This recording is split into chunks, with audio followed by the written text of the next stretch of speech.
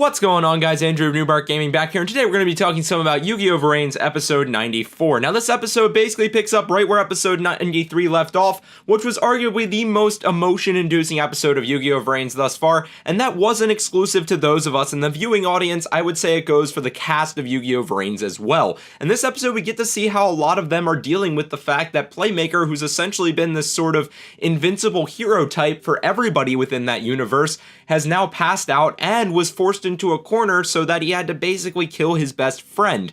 We see how that's impacting Soulburner, who viewed Playmaker as a sort of hero, an idol type of figure to be able to move him past stagnancy and get him to move forward in his life despite having endured the events of the Lost incident. We see the effect that this has on Lightning in that, yes, he was able to mentally defeat Playmaker, but he's still seeking physically defeating him, hence why he is taunting him, throwing him around and everything else, trying to get him to wake up and face him within Link Vrains, and there's a little more I want to touch on that in a second. The impact it has on the Knights of Hanoi in that they're now more motivated, they complete the program to allow them to hack into Link Vrains. The effect that it has on Revolver, who's now seems more determined than ever to go after Lightning and Bowman in order to be able to turn the tables on things going on.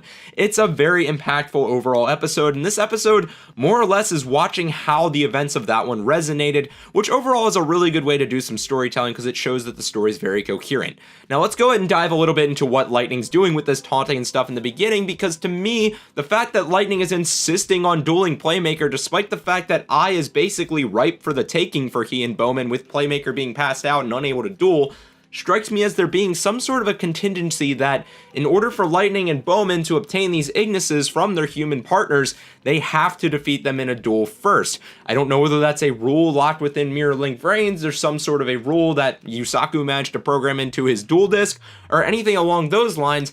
But if you're Lightning and your continuous argument is that you're coming from a logical perspective towards things, if your opponent is totally open and you're preaching about you have to do whatever it takes to win, well, whatever it takes to win right now would just be to take I, that way Bowman can absorb his data and move forward. So I'm assuming there is some sort of a win condition, so to speak, where they have to be defeated in a duel in order for their data to be absorbed. Now, one could make a case that in order for Lightning to prove this overall superiority complex that he has running through his head of Ignises being better for humans, he has to defeat Playmaker at full strength with his eye partner and everything else still going on in order to prove, okay, I beat humanity's best representative of his duelist. If I'm able to overcome then, I can overcome any human duelist. Therefore, my theory about eyes being stronger is absolutely correct. That being said, Bowman points out the inherent flaw in this theory in that even if that is Lightning's mentality, that his goal in wanting to duel Playmaker still and not just take I right now is that he wants to prove superiority, he's not effectively proving superiority of the Ignises if he's not defeating Yusaku at full strength, which even if Yusaku were to get up right now, he's not at full strength mentally. He just had to literally kill his best friend. So you're not proving anything with that route. At which rate, it kind of narrows back down to my original theory that there's got to be some sort of a rule where in order to take these Ignises, you have to win a duel first. So let's go ahead and dive into one other point I really want to make about Lightning in terms of how he's interacting with Playmaker in the beginning of this episode. One of Lightning's defining character traits at this point in the show is how superior he thinks Ignises are to humans. Well, if they're overall superior, then that probably means they're the better duelists. If they're the better duelists, then he should be able to beat Yusaku in any circumstance. Then why is he insisting on dueling him when he is in a weakened mental state? This strikes me as a really good way of writing in the fact that Lightning in reality is scared of Playmaker. That's why he wants to duel him now, while he is not at mental full capacity, while he is less likely to duel at his greatest strength. Hence why he's throwing him around, trying to get him to wake up, doing anything he possibly can to exploit the fact that Playmaker's not in any condition to duel at the moment. And I think this is a great idea on the writer's part because not only is it showing not telling, which is an overall great way of storytelling, on top of that, it prevents them from needing to write in some dialogue that I don't think Lightning would ever express, which is a sense of fear towards Playmaker. I don't think Lightning's the type of character who would outright ever say that. So just props to the writers on that point. Now let's go ahead and dive into a couple other small things I want to point out about Lightning, and that's A, he emotionally sort of explodes in the beginning of this episode, and B, he also gets from Revolver a little bit of data that then prompts him to rather quickly go from being like, okay, we need to duel Playmaker now, to being like, oh wait, we've got these other two, let's go settle it with them. And he kind of just goes along with that. Now, depending on what Revolver sent him, which we know a little bit of that from the episode summaries, but I don't want to give spoilers to those of you guys that don't want them, he could inhibit an emotional response there as well. It shows to me that Lightning's starting to let his emotions sort of influence his decisions sometimes a little bit more than his logical train of thought, based off the aggression in what she's going towards these actions versus necessarily being calculated. Now, I may be overreading that a little bit, in that it would still be very strategic to go and take out Soulburner and Revolver now. That way they aren't teaming up, interacting in the background or whatever, just to be able to make their lives more challenging. On top of that, you've also got the fact that Mirror Link Vrains was just hacked into, so if you've got two people on the inside, being Revolver and Soulburner, and you just let them run amok, their plan could start to kind of spiral downwards in terms of Lightning and Bowman. So they do want to handle that as soon as possible, but I think we're starting to see some of Lightning's deterioration from being this sort of, I'm more logical and more calculated than everybody else, and that makes me a superior figure to humans and such.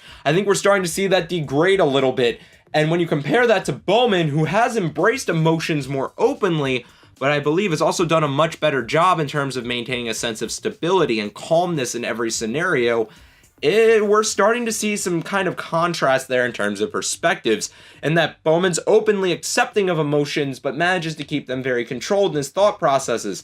Lightning outright opposes them, but seems to be letting them have more and more influence over his actions.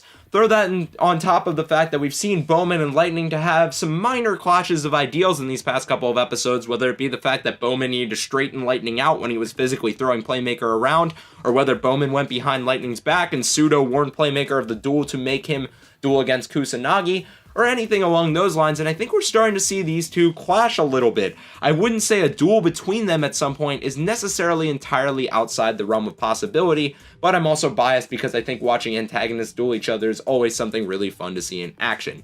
So let's go ahead and dive into what actually happened with the duel here, guys, and stop my rambling about the opening 3 minutes.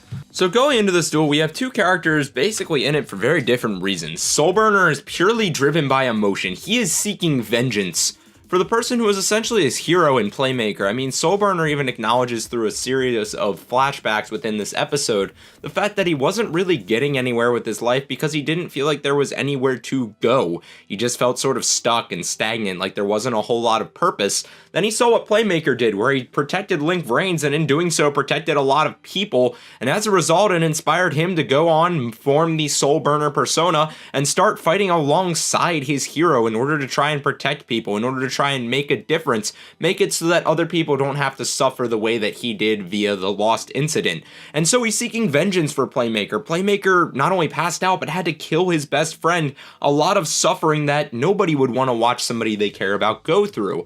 Then you get flipped to the other side to Bowman. Bowman's going into this with the mentality of, Soulburner's a good duelist, he'll serve as a good final test before I go up against Playmaker, and he's also a strategic enemy that I need to take down, plus I need to acquire Flame at some point anyway. So we're seeing a little bit of a clash of ideals going into this. On top of that, Bowman just sees Soulburner's essentially going into this because the conflict at its core is a human versus AI problem, but Soulburner reminds him, no, I have nothing against Ignis's at all. I have problems with your actions. It wouldn't matter whether it's a human, an Ignis, a robot, an alien committing them. It's the actions that matter here. And that's something that, even though it's been implied throughout the duration of the season, having a character outright stated is kind of actually satisfying here, because I think, even though Bowman doesn't react too much to it because it's sort of out of character for Bowman to do so, I think it's important to kind of strip that away from Bowman and Lightning, that this is a discriminating against Ignis conflict, because it isn't at its core. It's the fact that they're trying to destroy humanity, that humanity's fighting back.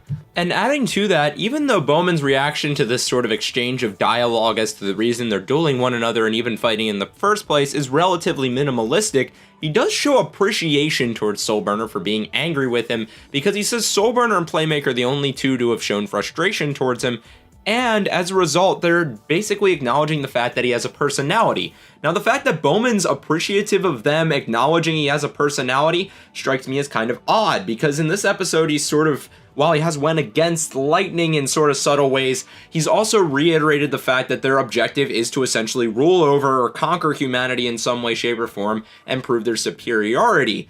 Yet Lightning's repeated points as to why humanity is inferior to the Ignises is their ability to give into emotions, Well, one's personality, which is the thing Bowman appreciates having acknowledged that he has one here, is a result of their emotional responses to things, how they handle scenarios. Your emotions, your identity, your personality, all of those things are very closely intertwined, and as a result, he seems to be acknowledging that there is strength. This is another reason that I think we may eventually see a little bit of a clash of ideals between Bowman and Lightning, because even though Bowman doesn't directly acknowledge emotions all the time or express them in the ways that we would think he would, he does seem to acknowledge the fact that they're very valuable. He's done this on several occasions now. He thanks Aoi for teaching him the ability to feel sorrow. He thanks Soulburner for basically being upset with him so he knows what that's like, for acknowledging that he is able to feel emotions as well and make conscious decisions. So there's something there about Bowman that continues to intrigue me as a character, because I can never quite tell if he's fully against humans or not. He outwardly expresses wanting to conquer them, but then he also appreciates a lot of the factors about them that Lightning seemed to identify as weaknesses in the first place. So bearing in mind these sort of different perspectives going into the duel, I think the dueling styles of each of these characters kind of matches that within the first couple of turns. Bowman keeps his first turn relatively minimalistic. He goes into Hydra Drive Swordsman with the ability to block effect monsters who are either water attribute or fire attribute, along with Link Arrows and Hydra Drive Protection in order to essentially create sort of a defensive formation. Now granted, he did go first in the duel, so that's kind of the logical route, but he didn't go into some sort of crazy combination the way Soulburner sort of ends up doing. Soulburner gets very clever in this duel. He uses a field spell and basically chains an effect of Salamangreat Heat Leo in order to both free his monster's effects via this field spell, and then be able to reincarnate Link Summon Salamangreat Heat Leo in order to be able to shuffle back a card on Bowman's field not once, but twice, thus removing Hydra Drive Protection as well as Link Arrows, and then he's able to use the other effect of Heat Leo to basically score a direct attack on Bowman despite still attacking a monster. Bowman actually applauds this, which once more adds to the fact that I find him to be a rather compelling antagonist. I know that's a total flip around from where I was earlier in the season, but his emotional division, the fact that he appreciates emotions while supposedly wanting to wipe out humanity, his ability to respect his opponents, his calm, cool, and collectiveness without going totally insane. Something about that's just very intriguing to me. But yeah, he acknowledges Soulburner's power and then actually responds by saying he's going to show all of his power himself, which is something I don't think we've actually seen Bowman do up until this point, especially after his chain of evolutions. Now, his first couple duels with Playmaker, he seemed to be going all out, but Bowman, against every other character in the show, is arguably the one that's evolved the most. That being said, we know the last time he dueled Playmaker, he was set up to win. He just opted not to learn more from Playmaker, and he's grown a lot more since then. So seeing him go all out, we may see some rather ridiculous things in this duel, and one could argue that we already have. He brings out a monster known as Paradox Hydra Drive Atlas, and this thing absolutely terrifies Flame. Why? This was the very monster that destroyed the Cyberse world in the first place. Now, that has to be emotionally frustrating for Flame. Now he's in the same boat as Soulburner, where he's fighting this duel for vengeance, when previously there's always kind of been a dynamic of Flame acting as a tether to keep Soulburner at bay, kind of keep him stable despite his emotional responses to things. Now both of them are in this for anger. Now, one could argue that makes it so they'll be doing some more reckless decisions, and that might be something that Bowman's able to exploit. But you could also come from the factor that now their ideas, their mindsets are more intertwined than ever, and they're able to work together better than ever. That being said, we're going to have to wait and see on this. Now, the interesting point about Flame essentially succumbing to his sense of vengeance here is now we've basically seen all of the Ignises succumb to some sort of emotion. Ai has always been very expressive of his emotions in the first place. Bowman identifies this during one of his duels with Yusaku, that Ai has a tendency to act on instincts. Instincts are often emotionally driven. Okay, let's go to Aqua. Aqua was in this in order to essentially protect Miyu and score some kind of vengeance for her. That's the reason she teamed up with Aoi and they were dueling. Flame, now he's succumbing to seek vengeance against this Hydra Drive Atlas monster, and Bowman for basically having it in his possession and essentially leading to the destruction of the Cyberse world. Then we've got Windy, who succumbed to vengeance and seeking it against the humans for destroying his body in the first place, especially against Revolver in particular. Lightning, who seems to be succumbing to his fears, hence the reason he was so aggressive towards Playmaker in the first place. And Earth, who seemed to have succumbed to love, hence his desire to protect Aqua so much. So despite all of Lightning's criticisms, I think the overall theme we're getting at here is how intertwined free will and emotions really are in the first place. It's almost as if they're one and the same in some ways, and all these Ignises express their emotions just as vividly as the humans do, for better or worse, and yes, it is a very mixed bag. And Bowman's done a pretty good job representing this. He's expressed some emotions himself. He's also shown a lot of respect for people acknowledging his ability to feel emotions. He seems to acknowledge that there is the potential for some strength there, which goes pretty in tandem with what his character was supposed to be in the first place, which was this sort of ultimate Ignis human hybrid. Going to be very curious to see how he continues to develop, especially after watching these Ignises he was based off of and the ones that he's absorbing continue to be absorbed by him, and he continues to watch them emotionally respond to things when he's trying to stay so calculated and cool and collected himself for the most part. Now let's go ahead and wrap this up with some final thoughts on what Bowman does in this episode, and that's that he essentially declares himself as being Link Vrains itself and the equivalent of a god within it. When does he do this? Well, he goes to activate another luck-based ability from this Hydrojive Atlas monster, and Soulburner calls him out on that. You know, that's not very logical. You're leaving your everything to chance, basically.